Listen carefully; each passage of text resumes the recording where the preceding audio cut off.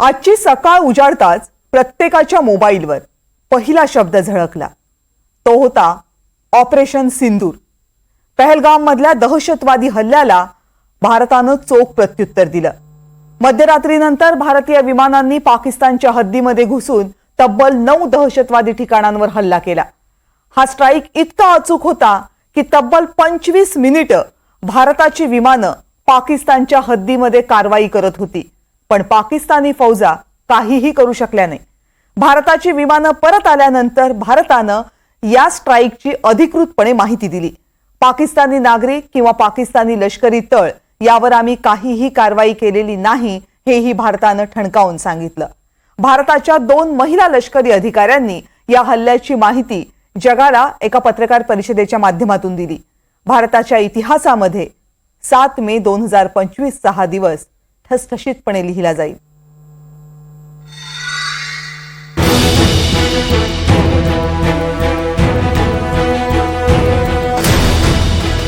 मध्यरात्री 12 वाजता उत्तर भारतातल्या विविध एअर बेसवरून पहलगामचा बदला घेण्यासाठी राफेलच्या ताफ्यांनी उड्डाण घेतलं.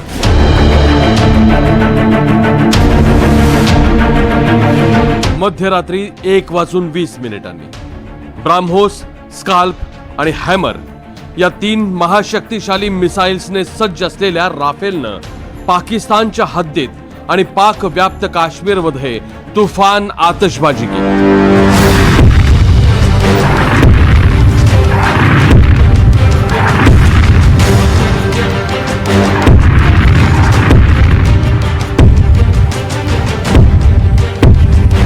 अख्ख्या पाकिस्तानमध्ये दाणादाण उडाली. पाकिस्तानी और इंडिया ने जंग शुरू कर दी है. अभी मेरे बहावलपुर सिटी के अंदर मौलाना मसूद अजहर साहब के जो है मदरसा है उसके ऊपर 4 मिसाइल दागे गए हैं. 4 मिसाइलों के साथ हमला किया गया है मौलाना मसूद अजहर साहब के मदरसे के ऊपर. हम अपनी अफवाज पाकिस्तान के साथ खड़े हैं, लेकिन मेरा सवाल है कि हमारी एजेंसीज कहाँ सोई हुई थी, हमारी अफवाज पाकिस्तान कहाँ सोई हुई थी जब ये हमला हुआ. मुजफ्फराबाद की भी खबर आ रही है कि मुजफ्फराबाद वाली साइड पे भी ये अटैक हुआ है, लेकिन सबसे पहले मेरे बहावलपुर सिटी के अंदर अटैक हुआ है ब्लास्टिक मिसाइल के साथ. उन्होंने हमला किया है मौलाना मसूद अजहर साहब के मदरसे के ऊपर. 4 मिसाइल मारे गए हैं. अभी ये कहना कबल वक्त है कि गोया कितनी सच्चाई है इस खबर के अंदर, किस साइड से ये मिसाइल आए हैं, ये अभी कंफर्म होना बाकी है. लेकिन ये कंफर्म न्यूज़ है कि उनके मदरसे के ऊपर 4 मिसाइल मारे गए हैं.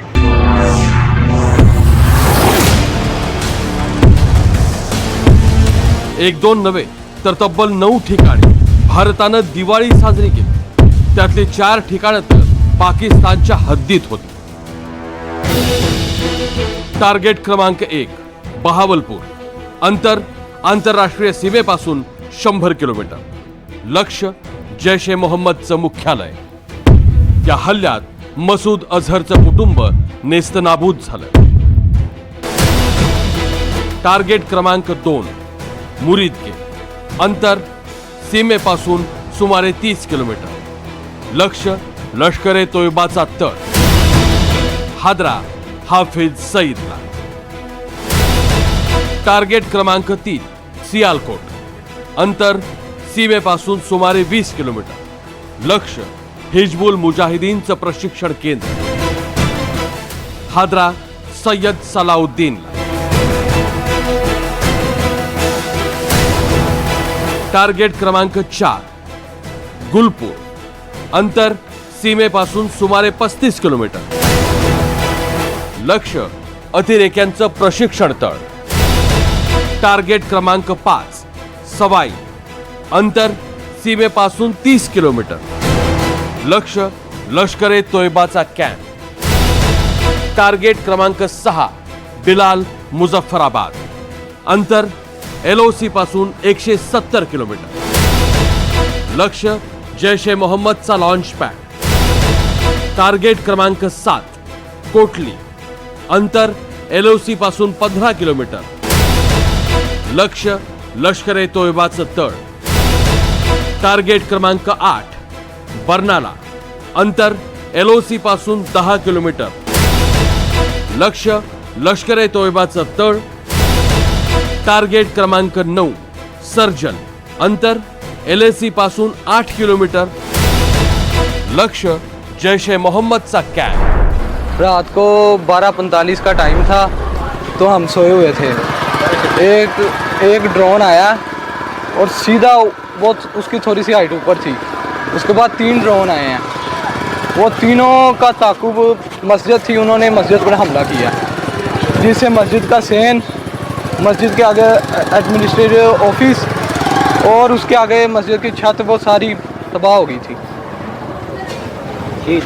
और एक अफराद था, वो अपनी ड्यूटी पे छत पे बैठा हुआ था, वो इसके शहीद हो गया। लोगों में खौफ और राज फैल गया, लोग बाहर खेत में चले गए थे खुली जगह पे। बस इसी तरह ही रात गुजरी है, जाग कर खौफ और राज में, खौफ ही बहुत था।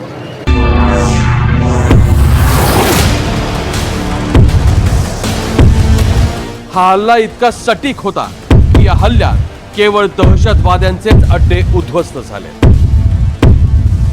पाकिस्तान आधारित आतंकवादी मॉड्यूल्स पर हमारी खुफिया निगरानी ने संकेत दिया है कि भारत के विरुद्ध आगे भी हमले हो सकते हैं। अतः इनको रोकना और इनसे निपटना दोनों को बेहद आवश्यक समझा गया। आज सुबह, जैसा कि आपको ज्ञात होगा, भारत ने इस तरह के सीमा पार हमलों का जवाब देने और उन्हें रोकने तथा उनका प्रतिरोध करने के अपने अधिकार का प्रयोग किया है। यह कार्यवाही नपीतुली, नॉन एस्केलेटरी, आनुपातिक और जिम्मेदारीपूर्ण है। यह आतंकवाद की इंफ्रास्ट्रक्चर को समाप्त करने और भारत में भेजे जाने वाले संभावित आतंकवादियों को अक्षम बनाने पर केंद्रित है।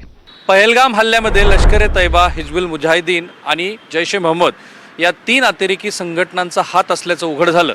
आपल्या गुप्तचर संस्था आणि संरक्षण दलानं या संस्थांच्या मुख्यालयावरती हल्ला करण्याचं ठरवलं आणि त्याप्रमाणे आपल्या ह्या संस्थांनी या 3ही अतिरेकी संघटनांच्या मुख्यालय आणि प्रशिक्षण संस्थांवरती नेमका अचूक हल्ला केला आहे।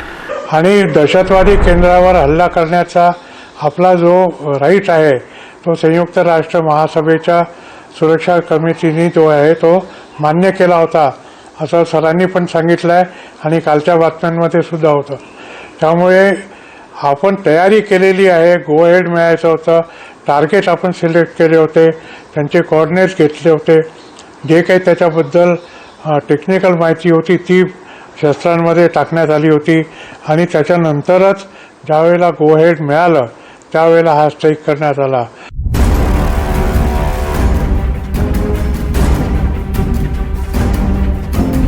या हल्ल्यात 3ही अतिरेकी संघटनांचे मोठे कमांडर आणि त्यांची पिलावळ ठार झाली।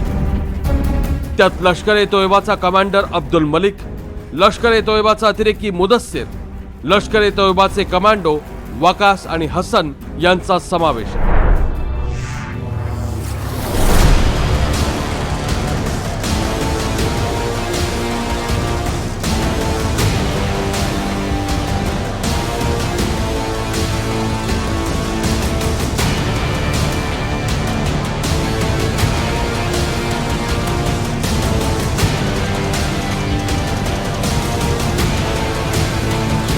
आता इतकं सगळं उघड झाल्यानंतरही पाकिस्तानचा कांगावा सुरूच आहे। भारतानं केलेला हल्ला हा अतिरेक्यांवर नव्हे तर पाकिस्तानी नागरिकांवर केल्याचा दावा पाकिस्ताननं केलाय। We've just received confirmed reports that India has attacked civilian targets, including a mosque and residential accommodation on 5 locations in Pakistan. And as per the initial reports, there are casualties including women and children. The detailed damage assessment is being done and Pakistan has a right to respond. Pakistan will respond. As I've said before, we had an apprehension that India will attack. Pakistan has never struck first, but we have the right to self-defense. दुसरीकडे याच कारवाईचे पडसाद आता सीमेवर उमटू लागले। हादरलेल्या पाकिस्तान सैन्यानं शस्त्रसंधीचं उल्लंघन करून अंधाधुंद गोळीबार सुरू केलाय। त्यात 10 निष्पाप काश्मीरी नागरिकांचा मृत्यू झाल्याची माहिती समोर आली।